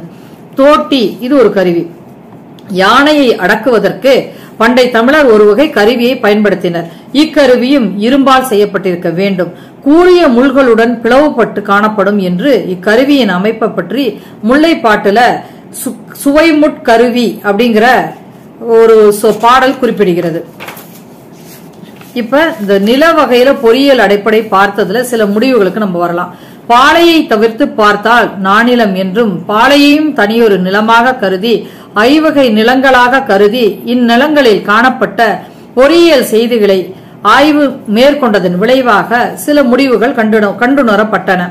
தமிழர் வாழ்வியல் கூறுகளோடு பொறியியல் மற்றும் தொழில்நுட்ப கூறுகளும் வெளிப்படுகின்றன. சங்க அகநூல்களில் தமிழர் பொறியியல் பற்றிய செய்திகள் அதிகமாக காணப்படுகின்றன. நிலத்தை முன்னிலைப்படுத்தியே பழந்தமிழர் வாழ்க்கை அமைந்தது என்று குறிப்பிடலாம். ஐவகை நிலங்களில் மருத நிலமே பெரும்பான்மையாக காணப்படுகிறது. வெம்மை மட்டுமன்றி உவர் மற்றும் கலர் நிலங்களும் பாலை என்று குறிப்பிடப்பட்டுள்ளன. ஐவகை நிலங்களில் வாழ்ந்த தமிழர் இரும்பு, வெள்ளி, பொன், செம்பு ஆகிய உலோகங்களை பயன்படுத்தியுள்ளனர். இதுல அதிகமா இரும்பை பத்தி பயன்படுத்தியிருக்காங்கன்னு சொல்லலாம். முன்னர் கூறிய ஏற்றத்தை பத்தி ஒரு படம் இப்ப காமிக்கணும். இது இன்றும் பயன்பாட்டில் உள்ள ஏற்ற முறைன்னு சொல்லலாம். இது நெம்புகோல் அடிப்படையில பொறியியல் தத்துவத்துல செயல்படுது. இப்போ முடிவுரையாக நிறைவாக தமிழர் பொறியியல் என்பது இக்காலத்தில் பல்வேறு பொறியியல் துறைகளுக்கும் முன்னோடி என்பது புலனாகிறது. அன்றைய புலவர்கள் விஞ்ஞானிகளோ பொறியியல் வல்லுநர்களோ இல்லை, எந்த பொறியியல் கல்வியும் பயிலவில்லை. ஆனால் அவர்கள் சிந்தனை, பார்வை இவை இக்கால பொறியியல் முடிவுகளோடு அடிப்படையாக அமைகின்றன, பல வகைகளில் பொருந்தியும் வருகின்றன. மேலை நாட்டு ஆராய்ச்சியாளர்கள், வரலாற்று ஆசிரியர்கள் நமது பண்டைய நாகரிகம் பற்றி பேசும்போது நம் முன்னோர்களின் 3 துறைகளை விடுவிக்காம விட்டு போகாம பேசுவாங்க. அது என்னன்னா வேளாண்மை, கப்பல் கட்டுதல், நகர அமைப்பு, டவுன் பிளானிங். இது உலகளாவிய நிலையில் பேசப்படுகின்றன. இவை அனைத்திலும் பொறியியலும் புதிந்து காணப்படுகிறது. தமிழ் இலக்கியங்களில் சில பொறியியல் செய்திகள் நேரடியாக குறிப்பிடப்பட்டுள்ளன. சில பொறியியல் செய்திகள் மறைமுகமாக இலைமறை காயாகன்னு வழக்கில் சொல்லுவோம், இலைமறை காயாக அதுபோல குறிப்பிடப்பட்டுள்ளன. இக்காணொலி வழி நான் கேட்டுக்கொள்றது என்னன்னா, பல பொறியியல் செய்திகள் இலக்கியங்களில் பொதிந்துள்ளன. அவற்றை ஆய்வின் வழி வெளிக்கொணர வேண்டும். அவ்வாறு ஆவணப்படுத்தினோம் என்றால் தமிழன் என்று சொல்லுவோம், தலை நிமிர்ந்து வெல்லுவோம் என்று கூறி இத்துடன் என்னுடைய உரையை முடித்துக் கொள்கிறேன். நன்றி, வணக்கம். இந்த நிகழ்ச்சி உங்களுக்கு பிடிச்சிருந்துச்சுன்னா விரும்பவும், ரொம்ப பிடிச்சிருந்துச்சுன்னா பகிரவும், ரொம்ப பிடிச்சிருந்துச்சுன்னா கருத்து பெட்டியில் கருத்துக்களை பாடவும். நன்றி, வணக்கம்.